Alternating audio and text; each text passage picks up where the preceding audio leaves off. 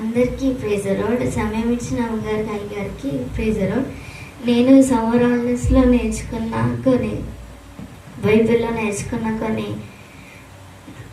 అధ్యాయాలు మీతో పంచుకోవాలనుకుంటున్నా. మొదటి కొత్త నిబంధన పుస్తకాలు మత్తయి చాప్టర్ 28, మార్క్ చాప్టర్ 16, లూకా చాప్టర్ 24, యోహాను చాప్టర్ 21, అపోస్తల కార్యములు చాప్టర్ 28, రోమీలు chapter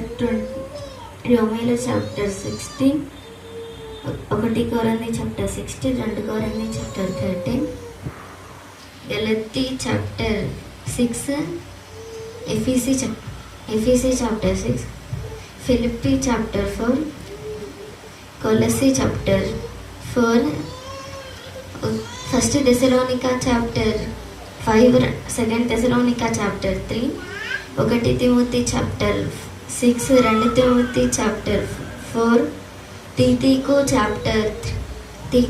chapter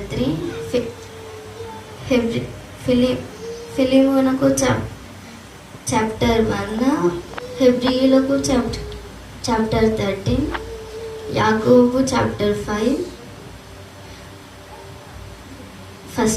first Peter chapter 5, second Peter chapter 3, first John chapter 5, second John chapter 1, third John chapter 1, యూదా చాప్టర్ 1, ప్రకటన గ్రంథం చాప్టర్ 22.